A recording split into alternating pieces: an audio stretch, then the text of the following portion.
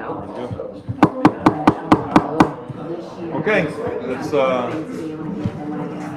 this is a meeting, public meeting of the Denham Springs City Council held September the 9th, 2025, 6 p.m. here in the courtroom of the municipal building, 116 North Range Avenue here in Denham Springs, Louisiana. All notices have been posted and the media has been notified as required by law. I'd like to call the meeting to order and ask for Councilman Poole to lead us in the invocation and the pledge. Thank you, Mayor.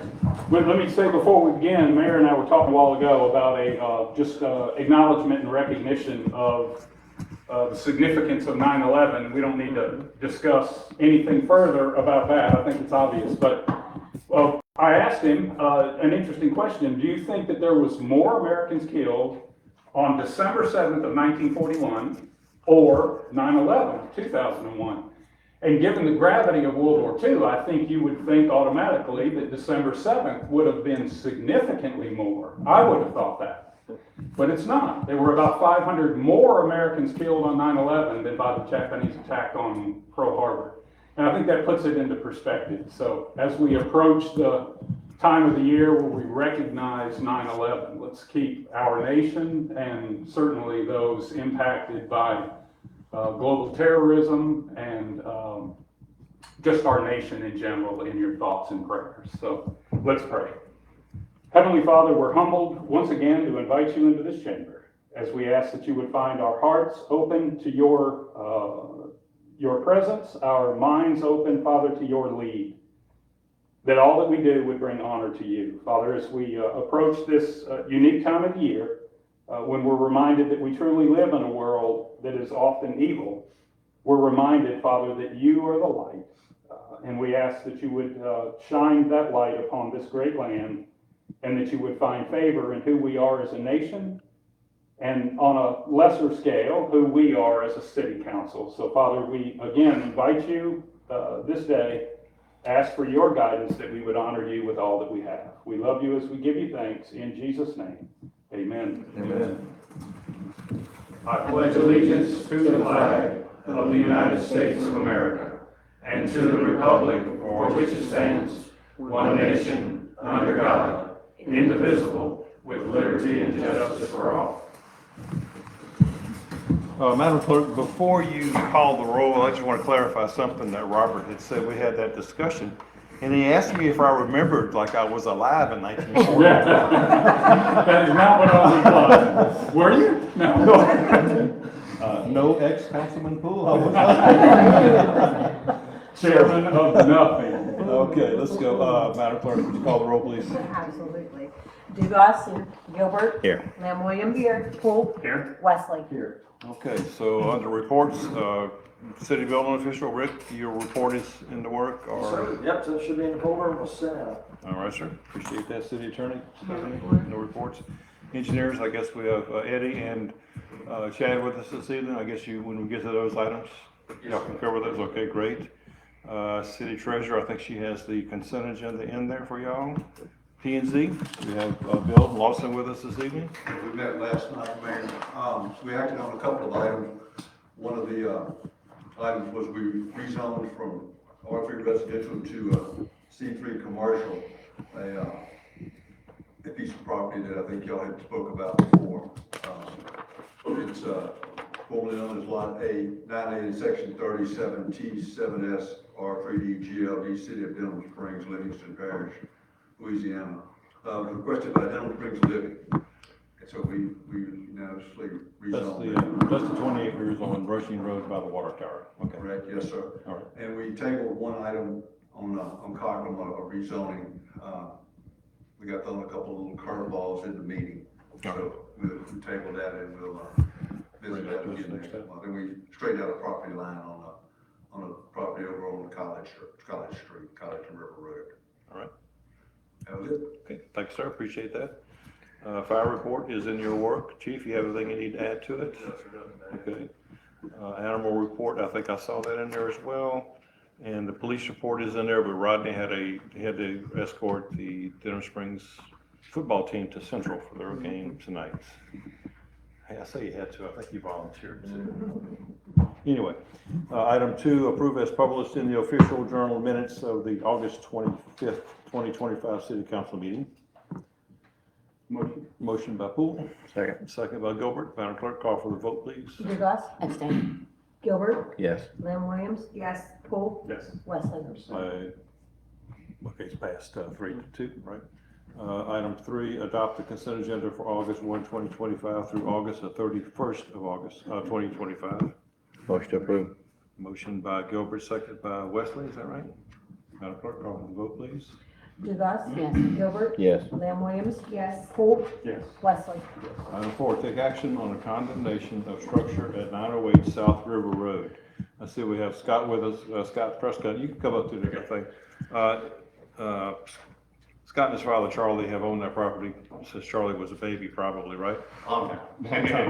And that house had something like 13 or 14 foot of water in it during the flood. That was in 2016. There's been several steps that have been made where it's gone through Louisiana watershed with Susan Abels at the parish. Then there's been some issues back and forth with appraisals. He's tried to use the system that we have had in place, and he's going through LWI. So there's been several steps along the way. And as of right now, I think what he has come in this morning asking is if he can appeal the substantial damage declaration that was put on that property when it was flooded. Because any house that had more than 18 inches of rain, 18 inches of flood water, had to have a substantial damage. So, without getting Go too ahead. deep in the weeds, Yeah. it was actually, the FM floodplain management grant, that we use here, that's the same one that the parish uses, it wasn't going through LWI, which meant that he would have had to have flood insurance and everything else, but it was still an acquisition, it's been hanging around for quite some time, back and forth, this even went, Mark Harrell started this, with, Charlie Prescott, many years ago. So, it came around, it had been delayed for so long that they were gonna have to restart the process. In the meantime, Mr. Prescott here has gone into the house and has started cleaning it up. It's his house, he certainly can do that. When he found out that he wasn't gonna be able to participate in the acquisition program, immediately, and was gonna have to wait another 2 or 3 years, he asked if he could fix it up. And that was always an option, it certainly was an option. He just had to provide the paperwork for us, had to provide a cost of repairs and a market value for the structure. Once we have that, if those things, if the cost of repair comes in, under half the market value of the structure, we can issue a permit and he can begin starting. So when it came from the Board of Housing Appeals to make because it's been hanging around for so long, and it's gone before them a couple of times.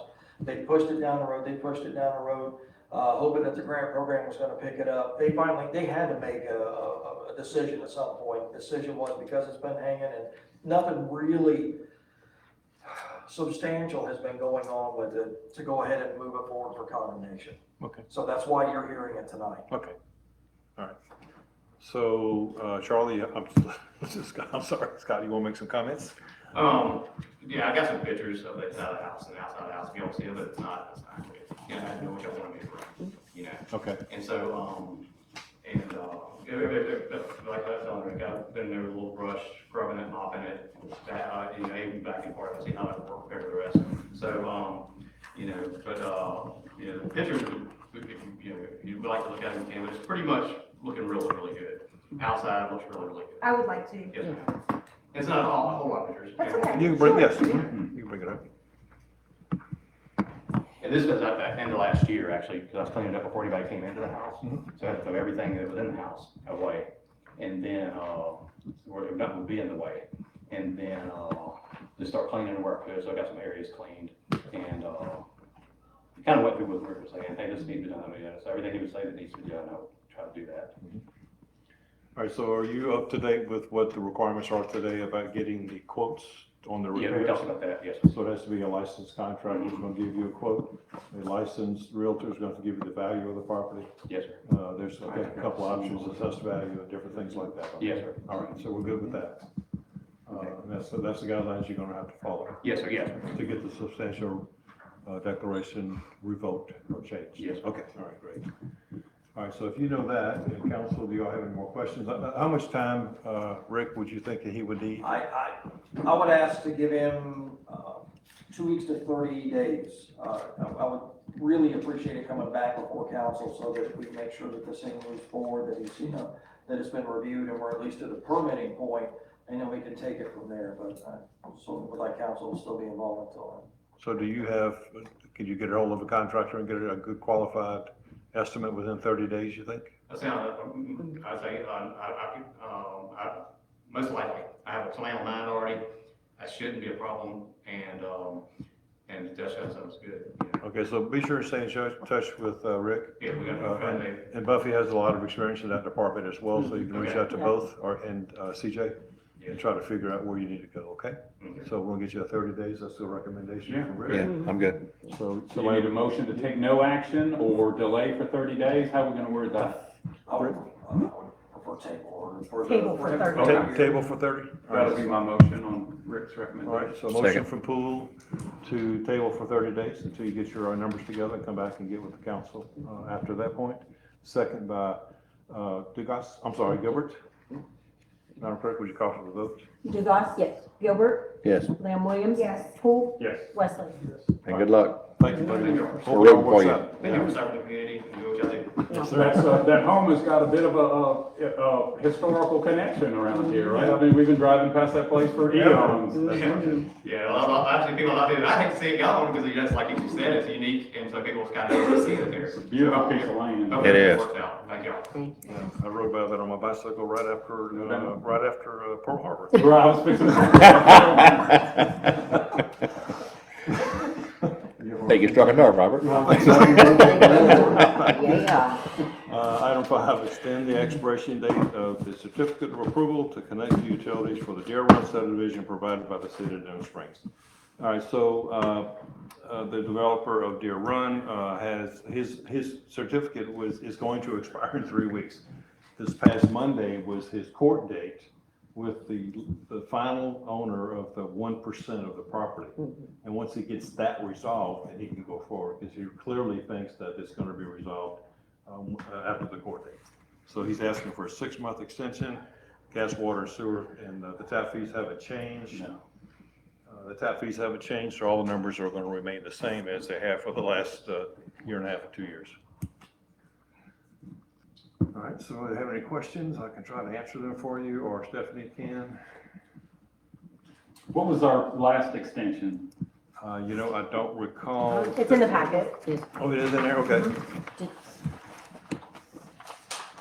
Was it 6 months or a year? Official expiration There's was a year. It was a year long, okay. So he's asking September for 6 months. 24. And he doesn't think it's gonna take that long, but he just wants to err on the side of caution. It's an unusual extension, unusual situation. We don't expect this to happen in most of these cases, but because there's been litigation surrounding this, it makes it a little bit different. I'll move to approve. Motion by Poole, I'll second. second by Dugas. Madam Clerk, would you call for the vote? Dugas? Yes. Gilbert? Yes, Lamb Williams? Yes. Poole? Yes. Wesley? Yes. Okay, item 6, approve pay application number 1 in the amount of $175,312.44 to L. King Company LLC for the City of Denham Springs Vortex Grit Removal System Rehab. Eddie, it's your project. Yes, sir, we've reviewed the application for payment, and we make a recommendation to the city to put that in line for payment. This is still a continuation of the, as a matter of fact, to make sure that we're up to capacity at the plant. Yes, sir. Okay, Yeah, two of the biggest projects was this Vortex Grit Chamber Rehab, and then the other one on here is for the green sand filter. Are we able to keep track of throughput and water quality and verify that you're getting out of this what we hope to get? Yeah, it Yeah. definitely has significantly improved. We were having problems just routinely meeting our BOD and TSS limits, and that has improved. Nice. The sand filter is gonna make the biggest improvement on that. We hadn't had that safety net for, I don't know how many years now, since before the flood. I know there's also been a lot of issue with freshwater intrusion for rain. I know we've done a smoke test, we've done a lot of repairs. Where are we on We do a that? lot of repairs, but we still have a lot of infiltration. That's one of the biggest problems that plagues all municipal sewer systems. make a motion to approve. Second? Motion by Wesley, second by Poole. Madam Clerk, call for the vote. Dugas. Yes. Gilbert. Yes. Lamb Williams. Yes. Poole. Yes. Wesley. Yes. Item 7, approve pay application number 13 as a final pay application in the amount of $204,095.50, which is the retention amount to Elkeen Company LLC for the City of Denham Springs for the Brickneck Water Well Project. That's Chad's. Yes, sir, Mayor and Council, good evening. This is the final retainage payment. We do recommend to approve it. They finished the punch list and they got their clearing certificate back, so we recommend to move forward with this one. Okay. Motion to approve. Second? Motion by Gilbert, second by Poole. Madam Clerk, call for the vote. Dugas. Yes. Gilbert. Yes. Lamb Williams. Yes. Poole. Yes. Wesley. Yes. Item 8, approve pay application number 1 in the amount of $29,996.48 to Elkeen Company LLC for the City of Denham Springs Traveling Bridge and Sand Filter Rehab 2025. Yes, sir, and that's the other project that's ongoing right now is the repairs to the sand filter. Okay, We recommend it for payment. all right. Second. Motion by Wesley, second by Dugas. Okay. All right, Madam Clerk. Dugas. Yes. Gilbert. Yes. Lamb Williams. Yes. Poole. Yes. Wesley. Yes. Item 9, approve final payment, which is the retainage in the amount of $46,089.96 to Cape Construction LLC for the East Railroad Improvements Project. Chad, I've talked to his wife today. It's amazing it's taken almost 2 years for them to get their I retainage. feel so sad for the family, the couple that Sure. owns this company, but, dealing with DOT and the way that they work their system, it's unfortunate this happened like that, especially this particular project, they posted a they paid a retainage to where they had to get it back on most of these DOT projects, they give a 5% bond to cover that retainage. But anyway, they worked it that way and it ended up taking a long time just because of so many other factors that happened. So the funds were transferred to our account today. We're gonna cut the check Thursday morning, if y'all approve it. Motion to approve. Second. Motion by Gilbert, second by Dugas. Madam Clerk. Dugas. Yes. Gilbert. Yes. Lamb Williams. Yes. Poole. Yes. Wesley. Yes. Thank you. Item 10, approve street closures for the Denham Springs Antique Merchants Association Fall Festival to be held October the 4th, 2025. I think y'all have on that map or list, but it's the same streets that we always close. Motion to approve. Second? Okay, motion by Dugas, second by Poole. Madam Clerk, call for the vote. Dugas. Yes. Gilbert. Yes. Lamb Williams. Yes. Poole. Yes. Wesley. Item 11, authorize Mayor Gerard Landry to enter into a memorandum of understanding with Soft Clean LLC for the donation of soft wash services for Kids Corner Playground twice a year. Kevin Keller owns Soft Clean and he uses a I'm gonna call it a water down bleach product, but it's sprayed on with water. It doesn't cause any damage. He cleans roofs on houses with this product. And he approached us about giving us a soft clean on all the mats, all the playground equipment twice a year in exchange for placing a 2x3 foot sign on the fence. Pretty good deal. It's a wonderful deal. We're grateful that he wants to help us with that. And he does several others in Baton Rouge. Fantastic. Motion to approve. So motion by Dugas. Second. Second by Gilbert. Madam Clerk. Dugas. Yes. Gilbert. Yes. Lamb Williams. Yes. Poole. Yes. Wesley. Yes. Thank y'all for that. Item 12, authorize Mayor Gerard Landry to enter into a contract with Cassell LLC for the software used by utilities, payroll, accounts payable, and accounting. Now, we've used this Cassell LLC product for a long time, but we bought it through Kellar, which is our Steve does all of our IT work. And so now Cassell has pulled back all of those contracts, so now we just buy directly from Cassell. That's the only change. Motion to accept. Okay, motion by Wesley, second by Lynn Williams. Madam Clerk, call for the vote. Dugas. Yes. Gilbert. Yes. Lamb Williams. Yes. Poole. Yes. Wesley. Yes. Okay, item 13, authorize a public hearing for an ordinance to amend the Code of Ordinances for the City of Denham Springs, Chapter 106 by adding Section 33 relative to gas tap fees to be held on October the 14th, 2025, at 6 p.m. in the courtroom of the municipal building at 116 North Range.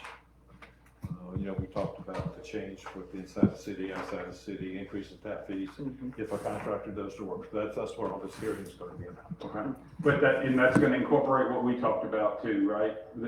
I haven't seen that language, but I know that when I talked to Darryl and Jason, they were certainly fine with that. Maybe I can answer that question. What So- was that? The variable cost associated with a contractor would automatically be relegated to work outside the city limits with city employees and predictable cost inside the city.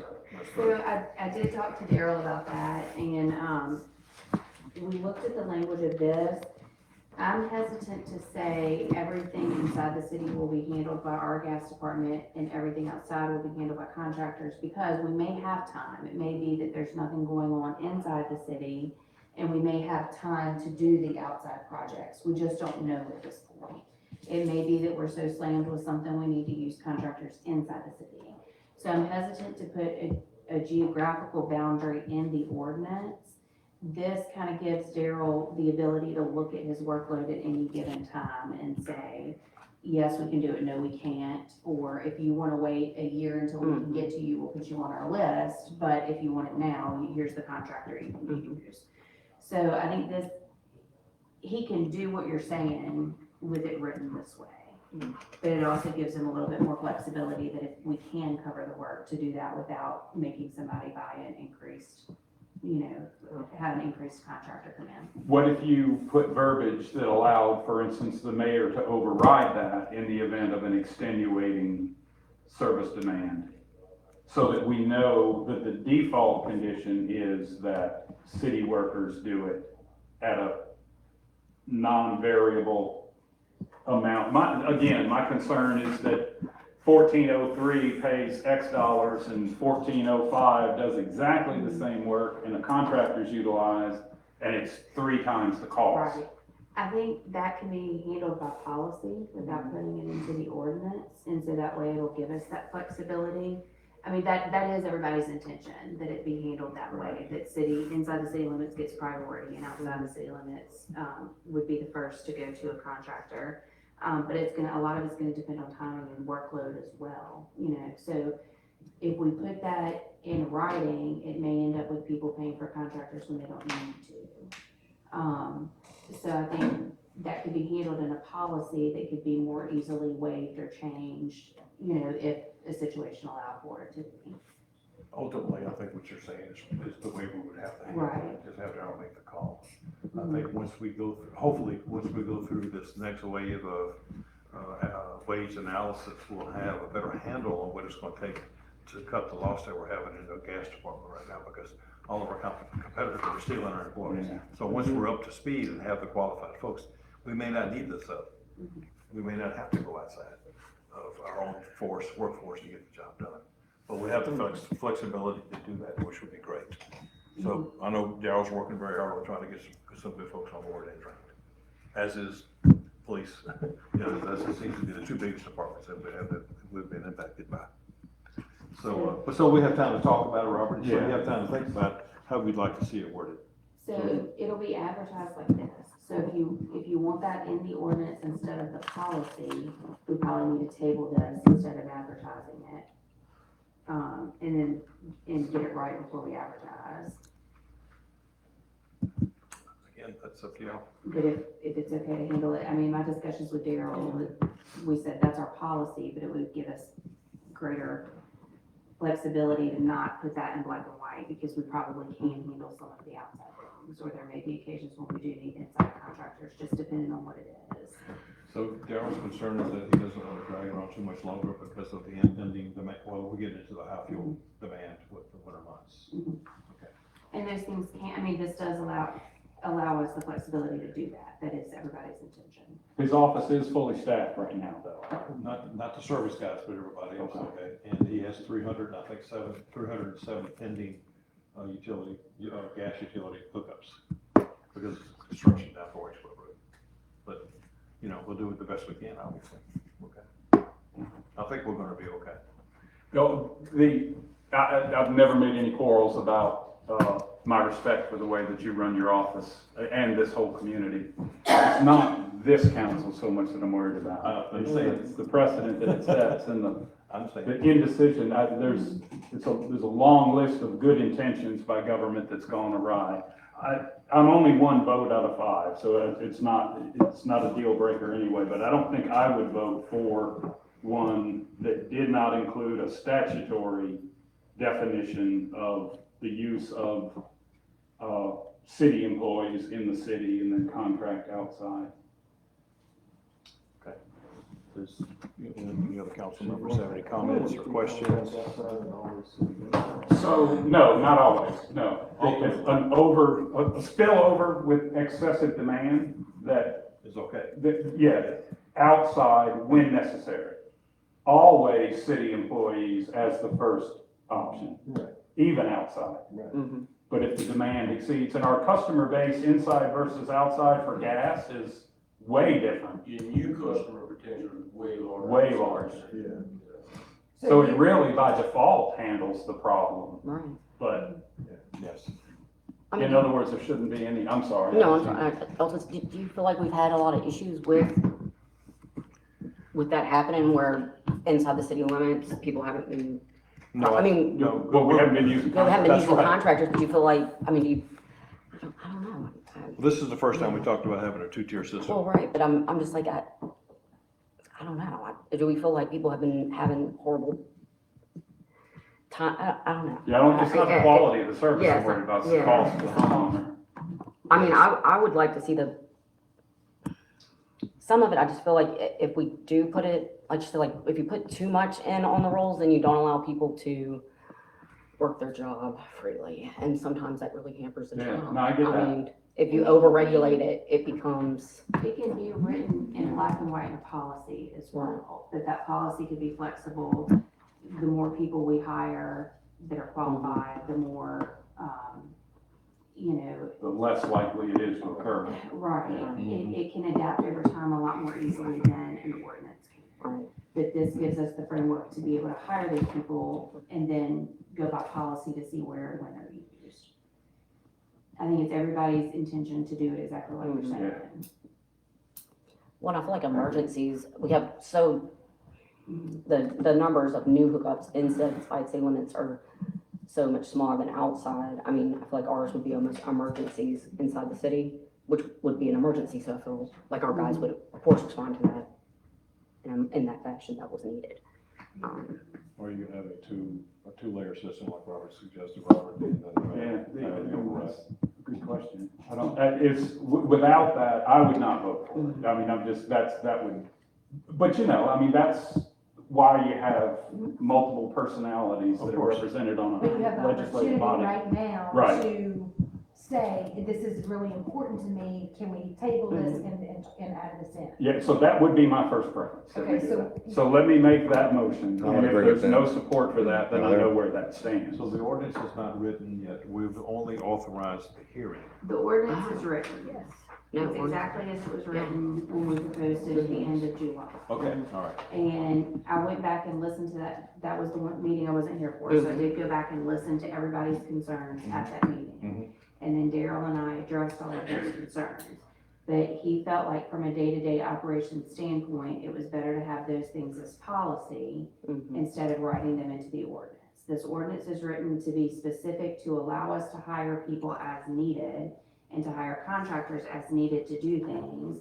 But we didn't want to be so strict on it to say every time we have an outside of the city limits project, we have to hire a contractor. Because if we're gonna hire these people, if we're gonna hire people to do the work, we want to keep them working. Oh, certainly. And so having those things done by policy would make the gas department function a lot more efficiently.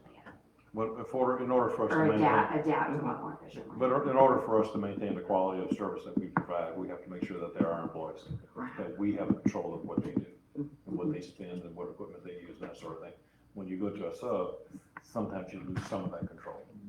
Agreed. Also, I mean, Daryl has so much experience.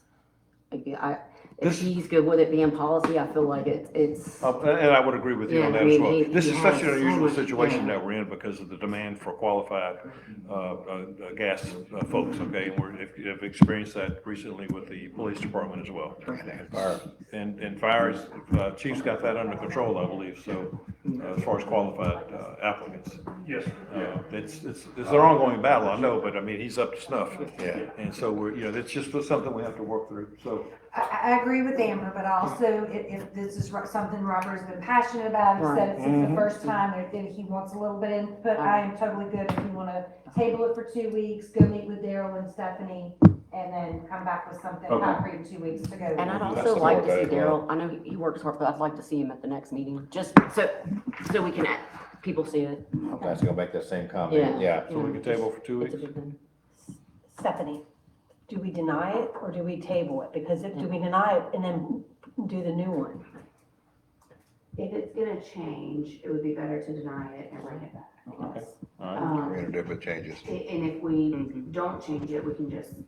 Put it back on there, just like we just did. All right, so that's gonna be a motion about Poole to deny. Okay. That good? Yeah, Need a as long as that second? accomplishes. Okay, second by Gilbert. Madam Clerk, would you call for the vote? Dugas? Yes.